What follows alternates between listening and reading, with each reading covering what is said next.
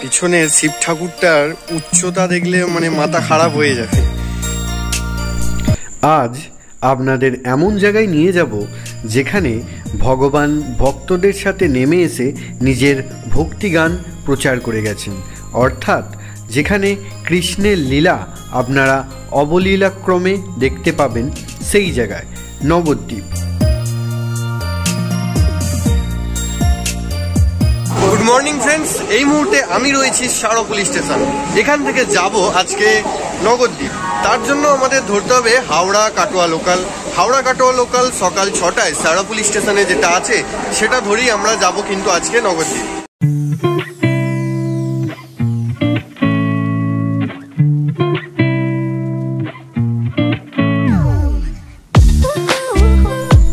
Sheoraphuli station থেকে Katwa local একদম সঠিক সময়ে ছেড়ে দিল।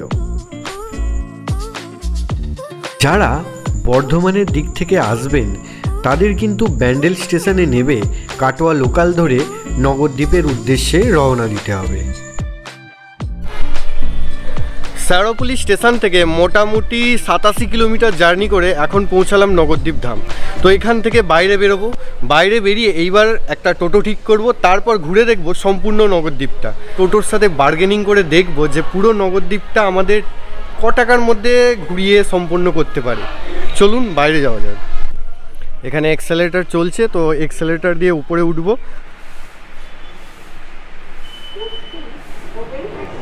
যেহেতু নবদ্বীপ একটা ঐতিহ্যশালী জায়গা, তাই নবদ্বীপ স্টেশনটা কিন্তু অনেকটাই উন্নত। কারণ এদিককার স্টেশনে এক্সেলেটার পাওয়া এতটা সোজা না, যেটা নবদ্বীপ স্টেশনে আমরা দেখতে পাচ্ছি।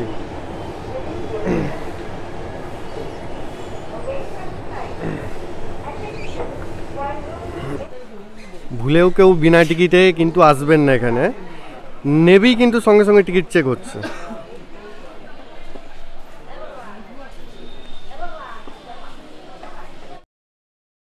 এটাই হচ্ছে নবদ্বীপ স্টেশনের বাইরের দিক। এখান থেকে কিন্তু আপনারা প্রচুর টোটো পেয়ে যাবেন নবদ্বীপ ঘোরার জন্য।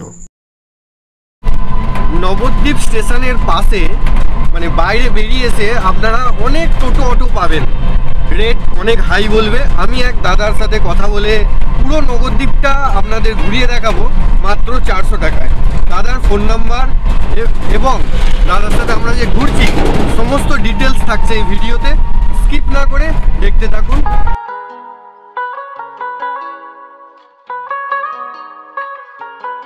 প্রথম আমরা যে স্পটটা কভার করলাম তার নাম হচ্ছে গৌরাঙ্গ মঠ। এখানে এসে আমার মন তো পুরো আপ্লুত হয়ে গেল, কারণ এখানেই রয়েছে কৃষ্ণের সমস্ত রকম লীলা খেলা।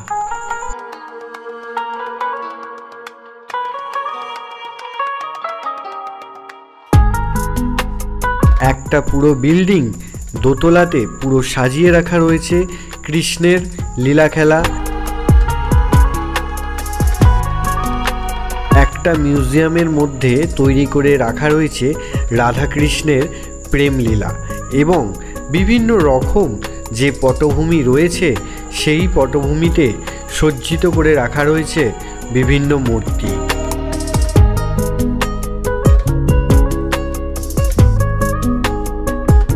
শান্ত নিরিবিলি পরিবেশ এবং এই সুন্দর মূর্তি আপনাদের মনোমুগ্ধ করবেই।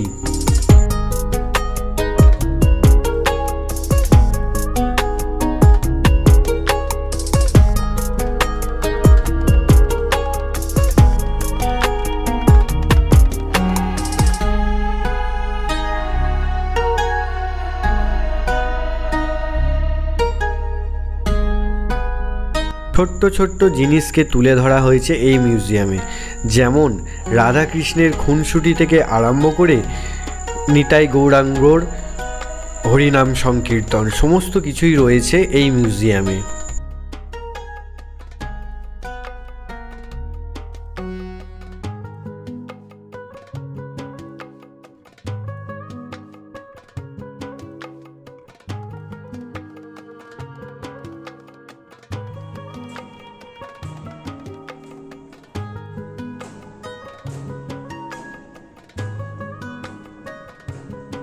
কৃষ্ণের বাঁশিতে রাধা যেমন ব্যাকুল, আরও বন্য পশুরাও ব্যাকুল, এটাই কিন্তু এই পটভূমিতে বোঝানো রয়েছে। এরকম প্রচুর পটভূমি এখানে দেখতে পাবেন। এক কথায় বলা যায় অসাধারণ, মানে জাস্ট পয়সা উসুল যাকে বলে। এই গৌরমঠটি পুরোটাই মিউজিয়াম। নিচের তলা এবং ওপর তলা দুটো মিলেই কিন্তু কৃষ্ণের লীলাখেলা সর্বত্র দেখা যাচ্ছে।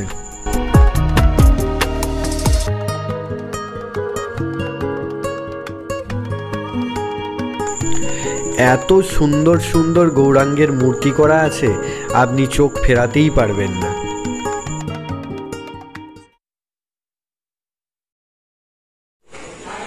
এখানে কিন্তু প্রবেশ মূল্য 10 টাকা, আর যখন আসবেন সময় নিয়ে আসবেন, দেখার অনেক কিছু রয়েছে এখানে।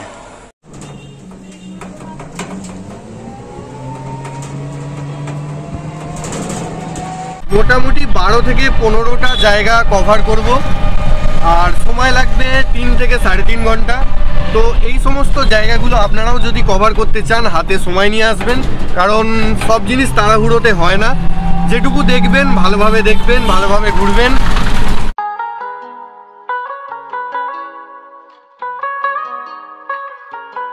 নেক্সট আমরা পৌঁছে গিয়েছিলাম জল মন্দির। এই মন্দির রয়েছে সম্পূর্ণ একটা জলাশয়ের ওপরে। এই মন্দিরকে তাই জল মন্দির বলা হয়।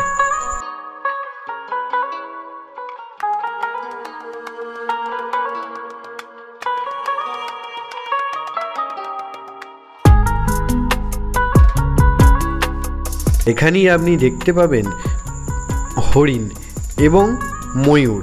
ময়ূর যদিও এখন নেই, কিন্তু হরিণের দেখা মিলবেই।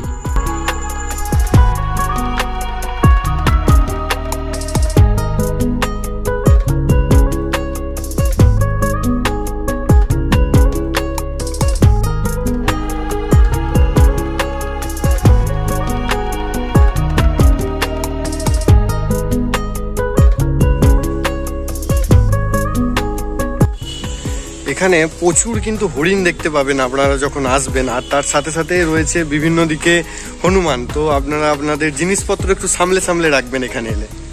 এটা সেকেন্ড স্পট কভার হয়ে গেল, এবার যাবো আমরা থার্ড স্পটের দিকে। এই গৌরাঙ্গ বিহার মন্দিরটা খোলার সময় সকাল 8টা থেকে বিকেল 12টা এবং বিকেল 4টে থেকে রাত্রি 9টা পর্যন্ত। আর এই মন্দিরেই রয়েছে মহাদেব, বিশাল মহাদেব, যাকে দেখলেই মন পুরো আপ্লুত এবং শান্ত হয়ে যাবে।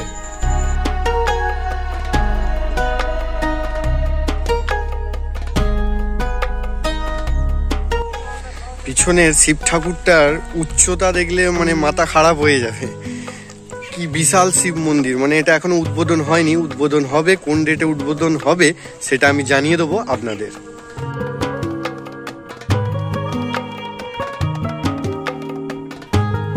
মন্দিরটির নির্মাণ কার্য এখনও পুরোপুরি শেষ হয়নি, তবে সর্বসাধারণের জন্য মন্দিরটি কিন্তু খোলা রয়েছে। আপনারা যান এবং এই বিরাট 50 ফুটের মহাদেব দর্শন করে আসুন। আর যদি ভিডিও ভালো লেগে থাকছে তাহলে লাইক করুন। জায়গাটা অত্যন্ত সুন্দর, মানে কেউ মিস করো না যেন এই জায়গাটা। নবদ্বীপ শুধুই যে মন্দির তা কিন্তু নয়, প্রাকৃতিক পরিবেশও কিন্তু অসাধারণ এবং অতুলনীয়। এখানে থাকার জায়গা হামেশাই তোমার 500-600 টাকায় পাওয়া যাবে।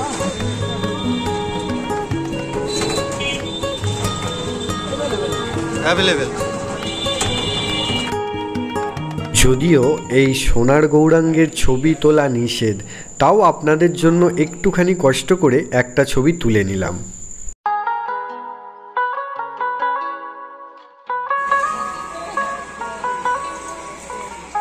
নবদ্বীপের বুকে অন্যতম প্রাচীন এবং সবচেয়ে বড় মন্দির হল সমাজবাড়ি আশ্রম। এই মন্দিরের ভিতরে রয়েছে চৈতন্য মহাপ্রভু এবং মন্দিরের বিভিন্ন জায়গায় বিভিন্ন রকম মূর্তি তৈরি করে রাখা রয়েছে।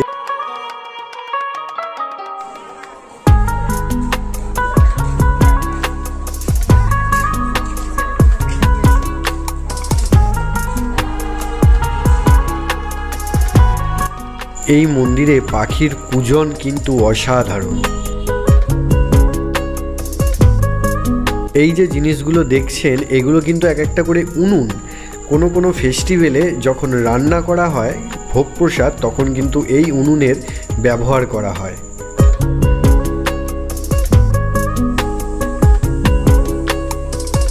নবদ্বীপের পুরো আনাচে কানাচে মন্দির।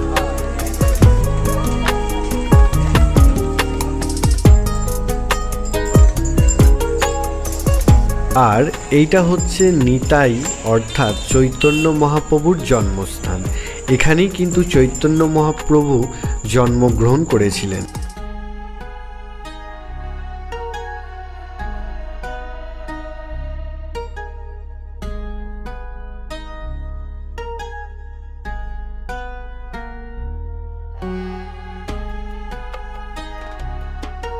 এখানে কিন্তু শৈশব দেখানো হয়েছে মায়ের কোলে চৈতন্য মহাপ্রভু।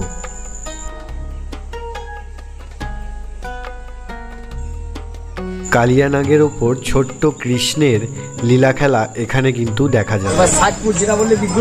হ্যাঁ, আর গুপ্ত বৃন্দাবন কোনটা? আচ্ছা আচ্ছা আচ্ছা, নিতাইয়ের জন্মস্থান দেখা হয়ে গেল। এইবার যাব আমরা সেই 8 ফুটের গৌরাঙ্গ, আর তার দর্শন পেতে হলে 10 টাকা টিকিট মূল্য দিয়ে সেখানে প্রবেশ করুন।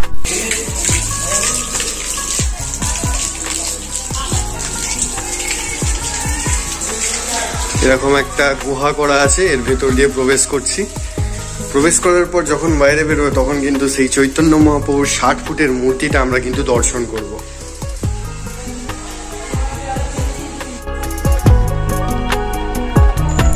অসাধারণ এই মূর্তি, একদম গগনচুম্বী। এই মূর্তি নিজে চোখে না দেখলে এর মাহাত্ম্য আপনারা বুঝতে পারবেন না।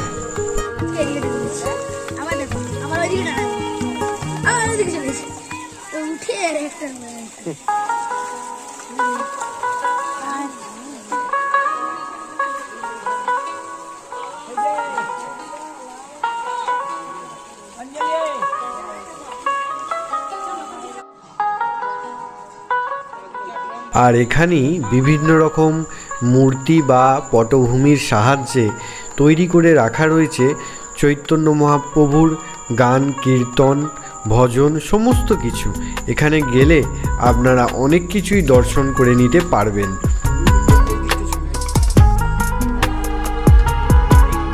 কৃষ্ণ নামে মোহিত হয়ে জঙ্গলের কিন্তু পশু পাখিরাও তার গান শুনত।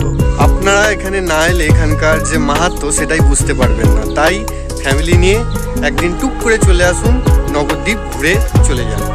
আপনারা আসবেন কিনা জানি না, কিন্তু নেক্সট স্টেপ আমি আমার ফ্যামিলির সাথে এখানেই করব, এটুকু আমি বলছি আর কি।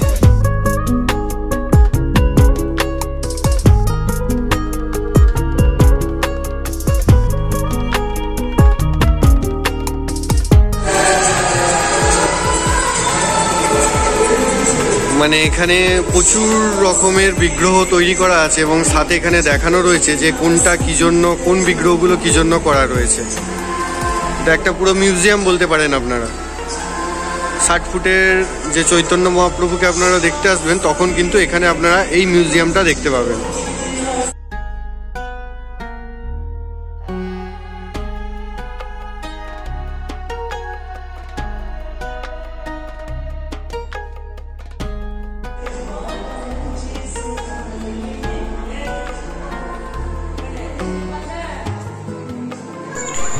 আর দেখতে পাবেন বিষ্ণু পুরাণে রচিত নরসিংহ মহাদেবের সেই ভয়ঙ্কর মূর্তি। এখানে সব দেখানো হয়েছে, এই যে এগুলো দেখানো হয়েছে এগুলো হচ্ছে দাপর যুগের লীলা। তারপর থেকে কিন্তু শুরু হলো আবার হচ্ছে কলিযুগের লীলা। এখানে কিন্তু এগুলো খুব ভালোভাবে মিউজিয়াম টাইপের করে রাখা রয়েছে। আপনারা এলে কিন্তু এগুলো খুব সুন্দরভাবে দর্শন করতে পারবেন। আর ক্যামেরা যদি বলতে চাই যে ক্যামেরায় ছবি তোলার এখানে কোনো বাধাবাধিক্য নেই, কারণ আমি নিজে ক্যামেরা করছি। তো আপনারা আসুন, খুব সুন্দর সুন্দর ছবি তুলুন, নিজের ফ্যামিলিকে নিয়ে ঘুরে যান।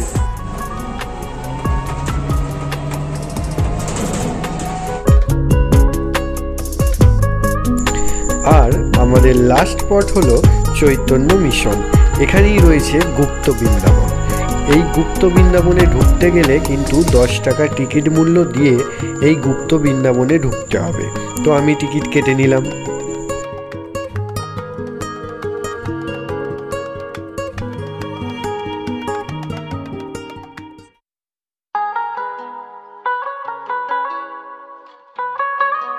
এখানে শ্রীকৃষ্ণের যে ছোট্ট বাল্যকাল, সেই বাল্যকাল থেকে শুরু করে মহাভারত বা রামায়ণের বিভিন্ন রকম পটভূমি কিন্তু এখানে আপনারা লক্ষ্য করবেন।